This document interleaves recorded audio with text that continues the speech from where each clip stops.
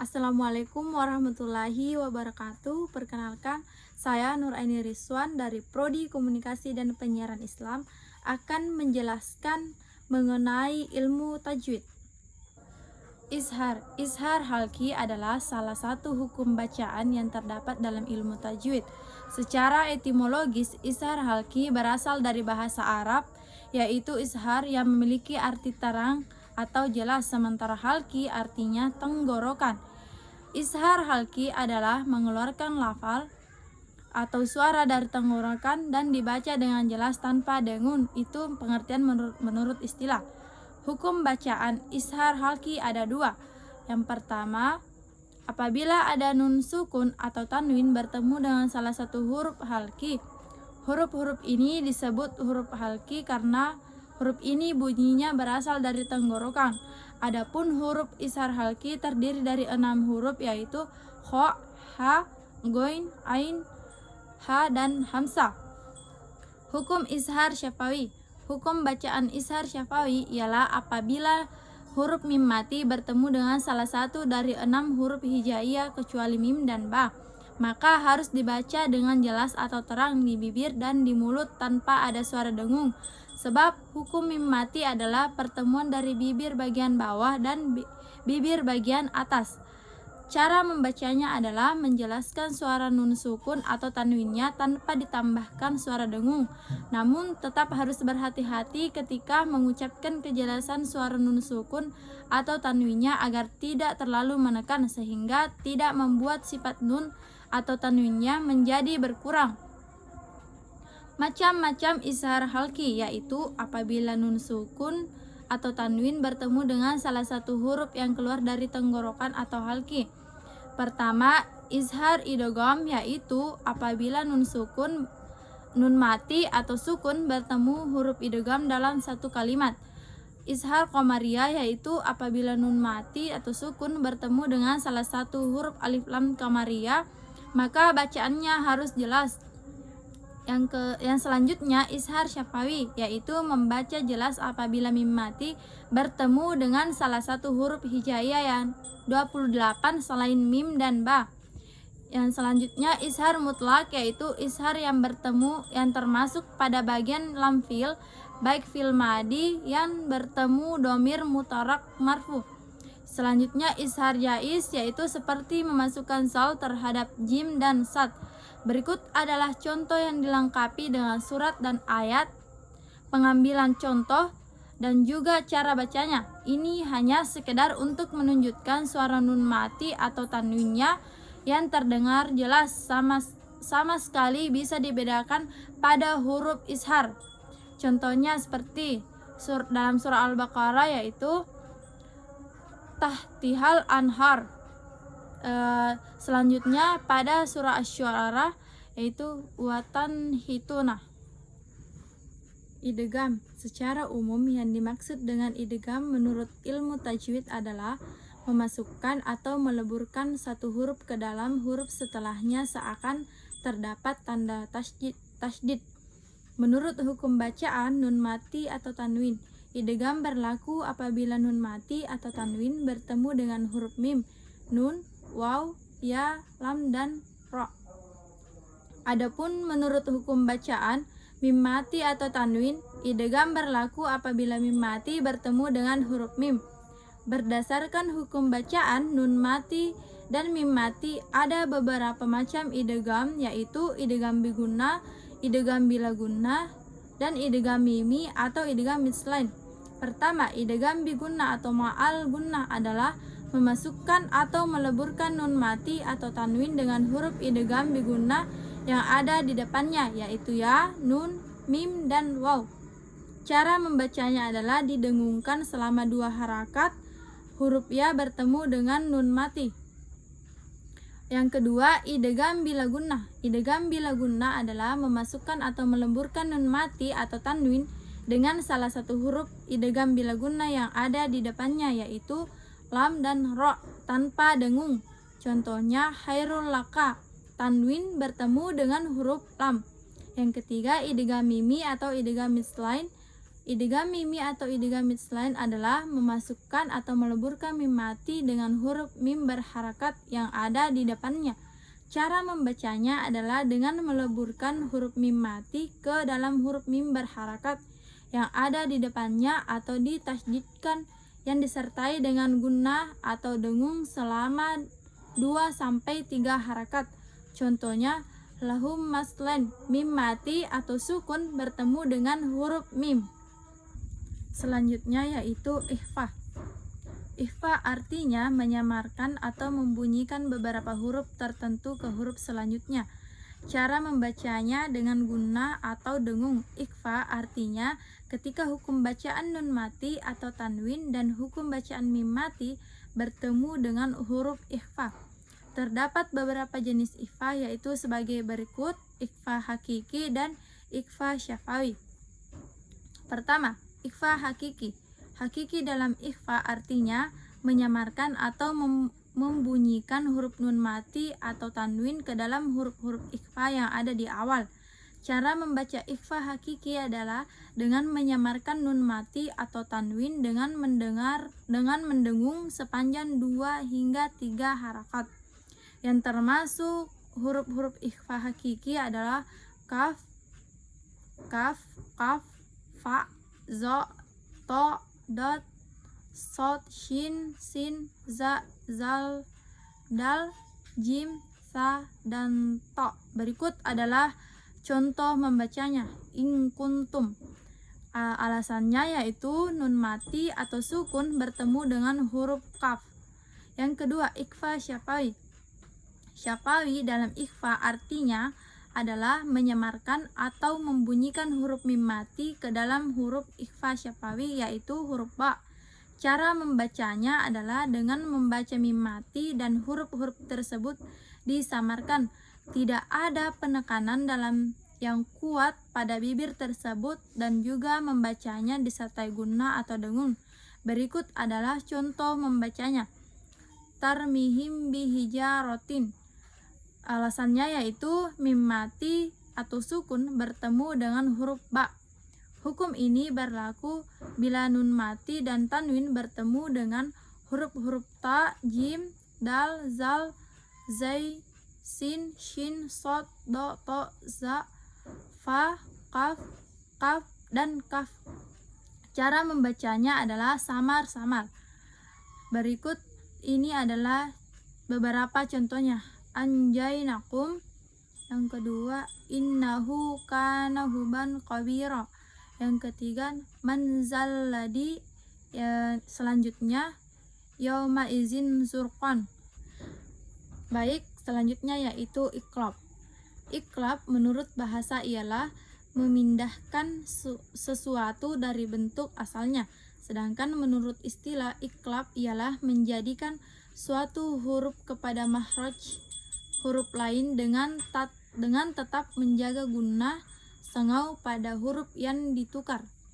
Pengertian iqlab menurut hukum nun mati dan tanwin atau adalah apabila nun mati atau tanwin bertemu dengan huruf ba, maka keduanya ditukar dengan huruf mim, tetapi hanya dalam bentuk suara, tidak dalam bentuk tulisan. Cara membaca iqlab yaitu dengan sederhana dan benar adalah dengan mengubah suara nun mati atau tanwin menjadi mim. Kedua bibir yang kita miliki dirapatkan untuk mengeluarkan suatu bunyi dengan dibarengi dengung yang mana hal itu keluar dari pangkal hidung. Kemudian haruslah ditahan sejenak yang kira-kira 2 ketukan sebagai suatu tanda bahwa di sana terdapat hukum iqlab. Iqlab terjadi ketika nun sukun atau tanwin bertemu dengan ba. Cara membacanya adalah menggantikan huruf nun sukun dan tanwin menjadi suara mim sukun, lalu disembunyikan ke dalam huruf ba disertai dengan dengung. Perhatikan contoh berikut ini. Mim baqiyatin. Selanjutnya kalla layum bazan nafil hutama. Selanjutnya jaza ambina, dan yang terakhir yaitu yumbitu. Selanjutnya yaitu qalqala. Qalqalah merupakan salah satu hukum tajwid yang perlu dipahami oleh umat muslim agar bisa membaca dan menulis ayat Al-Quran dengan benar. Mengutip dari buku Juz Amma Tajwid Berwarna dan terjemahannya secara bahasa, qalqalah artinya getaran atau pantulan. Sedangkan menurut istilah, qalqalah ialah hukum bacaan tajwid di mana bunyi hurufnya memantul dari dalam tenggorokan, dibaca normal 2 menit. Secara bahasa, qalqalah artinya gerak dan getaran suara yang memantul. Dengan demikian, bunyi bacaan qalqalah akan terdengar membalik dan getaran suaranya memantul ketika dilafalkan. Huruf qalqalah dalam ilmu tajwid terbagi menjadi 5, yaitu ba, jim, dal, ta, dan qaf atau qa. Kelima huruf tersebut jika dimatikan akan menimbulkan getaran bila dibaca. Qalqalah kubra dan qalqalah sugra beserta hukum bacaannya. Hukum bacaan qalqalah terbagi menjadi 2, yaitu qalqalah kubra dan qalqalah sugra. Cara membacanya akan berbeda tergantung posisi qalqalah, apakah berada di tengah kata atau di akhir kata pada ayat Al-Quran. Penjelasannya adalah sebagai berikut. Qalqalah kubra dan contoh bacaannya. Dalam bahasa Arab, kubra artinya besar. Qalqalah kubra artinya adalah besar yang dibaca hurufnya dengan pantulan kuat. Qalqalah kubra terjadi ketika 5 huruf qalqalah tadi berada di akhir kalimat. Di antara contohnya adalah sebagai berikut berdasarkan Quran surah Al-Lahab ayat 5, yaitu fi jidiha hablum mim masad. Dari ayat tersebut dapat diketahui terdapat huruf dal yang diwakafkan di akhir kalimat. Contoh kedua dalam Quran surah Al-Falaq ayat 1, yaitu Qul a'udzu birabbil falaq. Dari ayat tersebut dapat diketahui terdapat huruf kaf yang diwakafkan di akhir kalimat. Cara membaca 2 contoh ayat di atas pada bagian qalqalahnya adalah dengan dipantulkan secara kuat atau qalqalah kubra. Yang kedua, qalqalah sugra dan contoh bacaannya. Sebaliknya, sugra artinya kecil dalam bahasa Arab. Dengan demikian, pantulan bacaannya lebih ringan. Lazimnya, qalqalah sugra dilakukan pada 5 huruf qalqalah yang berada di tengah ayat. Contoh bacaannya adalah sebagai berikut. Quran surah Al-Kautsar ayat 3. Inna sani akahual abtar. Dari ayat tersebut dapat diketahui terdapat huruf ba yang diwakafkan di tengah kalimat. Contoh keduanya Quran surah Al-Quraisy ayat 4, yaitu allazi at'amahum min ju'in wa amanahum min khawf. Dari ayat tersebut dapat diketahui terdapat huruf to yang dimatikan di tengah kalimat. 2 contoh di atas menggambarkan huruf qalqalah yang berada di tengah kalimat sehingga lafalnya dipantulkan dengan ringan atau qalqalah sugra. Baik, selanjutnya yaitu waqaf. Pengertian waqaf dari segi bahasa bermakna menahan atau berhenti. Maksud dari waqaf dari sudut bahasa adalah manakala dari sudut istilah tajwid ialah menghentikan bacaan sejenak dengan memutuskan suara di akhir perkataan untuk bernapas dengan niat ingin menyambungkan kembali bacaan. Sedangkan dari segi istilah bermakna menghentikan sejenak bacaan Al-Quran dengan tujuan untuk bernapas disertai niat untuk kembali melanjutkan bacaan. Jenis-jenis waqaf dalam Al-Quran. Waqaf tam adalah waqaf yang sempurna, yaitu menghentikan bacaan pada kata yang sempurna, tidak berhenti pada tengah-tengah kata, serta tidak mempengaruhi makna dan arti kata, karena tidak memiliki hubungan dengan ayat sebelumnya maupun ayat setelahnya. Yang kedua, waqaf kaf adalah waqaf yang memadai, yaitu berhenti pada sebuah kata yang sudah mempunyai arti sempurna, tidak berhenti pada tengah-tengah kata atau bacaan. Akan tetapi bacaan tersebut masih mempunyai hubungan makna dengan kata sebelahnya. Yang ketiga, wakaf hasan adalah wakaf yang baik, yaitu berhenti pada sebuah bacaan atau kata yang sempurna, tidak mempengaruhi arti atau makna. Akan tetapi, bacaan tersebut masih mempunyai hubungan makna dengan kata sebelahnya. Selanjutnya, wakaf kabiih adalah wakaf buruk, yaitu berhenti pada kata atau bacaan yang tidak sempurna, berhenti pada tengah-tengah kata atau ayat. Wakaf jenis ini harus dijauhi karena bacaan tersebut masih berhubungan dengan bacaan sebelumnya, baik maknanya maupun lafaznya, sehingga arti dari kata tersebut bisa rusak. Cara membacanya, apabila katanya berakhiran huruf ta marbutoh, maka ketika disukun berubah lafaznya menjadi ha. Contohnya yaitu rokobatin. Apabila katanya berakhiran dengan huruf hidup dan huruf sebelumnya berharakat sukun, maka huruf terakhirnya disukunkan dengan melafazkan sebagian hurufnya saja.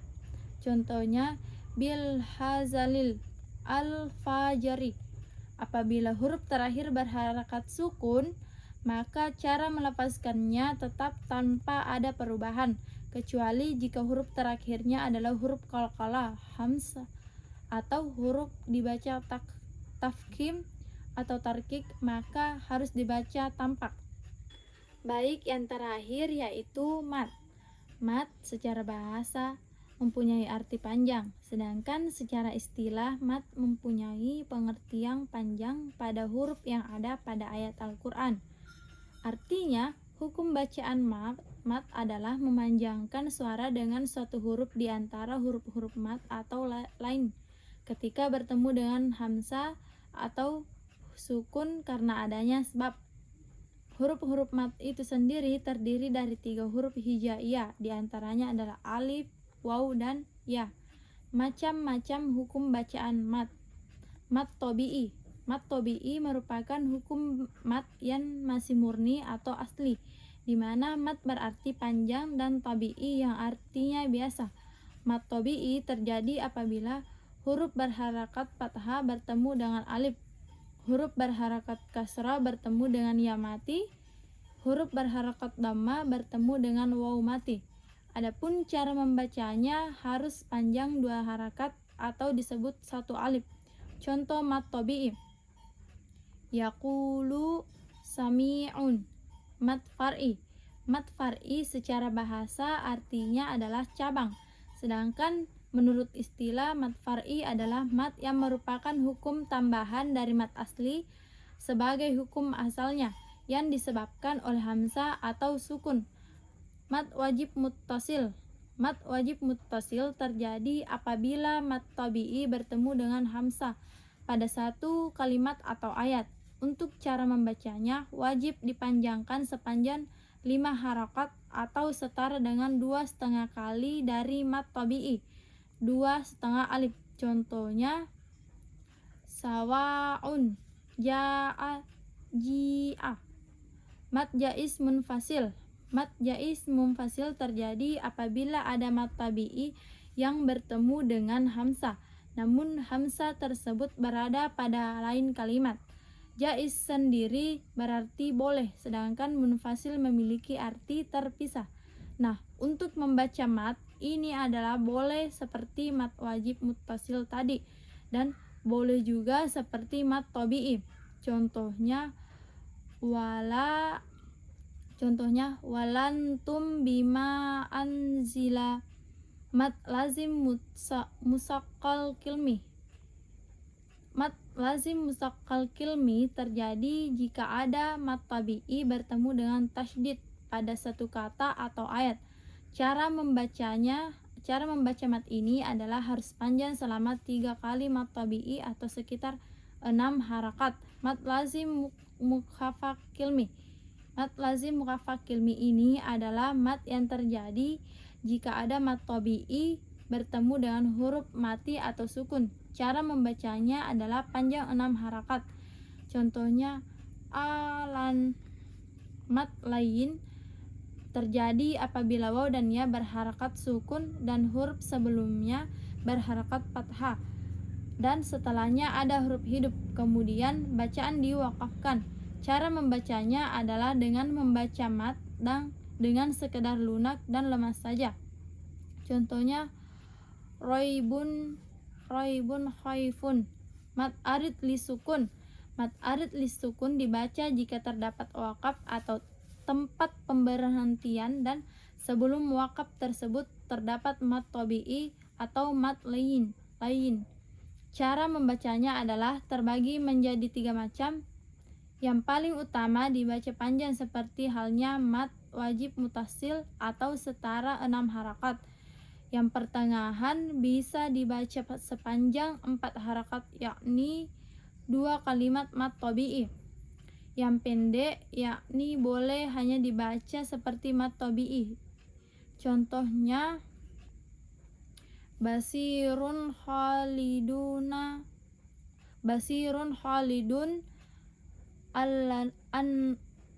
contohnya basirun khalidun.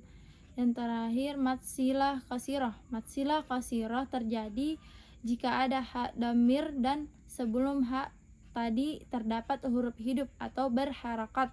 Maka untuk cara membacanya haruslah panjang seperti halnya mat tabi'i. Mat sila tawilah. Macam-macam mat selanjutnya adalah mat sila tawilah. Mat ini dihukumi jika ada mat kasirah bertemu dengan hamzah. Cara untuk membacanya adalah seperti mat jaiz munfasil. Mat iwad. Mat iwad adalah mat yang dibaca jika terdapat fathatain yang ditemukan pada wakaf atau pemberhentian pada akhir kalimat atau ayat. Untuk cara membaca mat ini adalah seperti mat tabi'i. Selanjutnya mat badal. Mat badal terjadi jika terdapat hamzah bertemu dengan sebuah mat, maka cara untuk membacanya adalah seperti mat tabi'i. Mat lazim marfi musyabbah adalah bacaan mat yang biasanya kita temukan pada permulaan surat dari beberapa surat di Al-Quran. Beberapa huruf mat yang biasanya kita temukan pada surat-surat di Al-Quran tersebut ada 8 huruf, di mana diantaranya adalah sebagai berikut: nun, kaf, so, ain, sin, lam, ka, dan mim. Cara membaca mat ini sama seperti mat lazim, yaitu sepanjang 6 harakat. Selanjutnya mat lazim harfi mukhaffaf, yaitu apabila ada permulaan surat dari Al-Quran ada terdapat salah satu atau lebih dari di antara huruf yang 5, yakni ha, ya, to, ha, dan ro. Mat tamkin. Mat tamkin ini terjadi jika terdapat ya sukun yang didahului dengan ya yang bertasydid dan berharakat kasrah. Mat farqi. Mat farqi adalah yaitu bertemunya 2 hamzah di mana salah satu hamzah istifham sedangkan yang kedua hamzah wasol pada lam alif ma'rifah. Cara membacanya adalah sepanjang 6 harakat. Itulah tadi yang sempat saya presentasikan mengenai materi ilmu tajwid. Sekian dan terima kasih. Wassalamualaikum warahmatullahi wabarakatuh.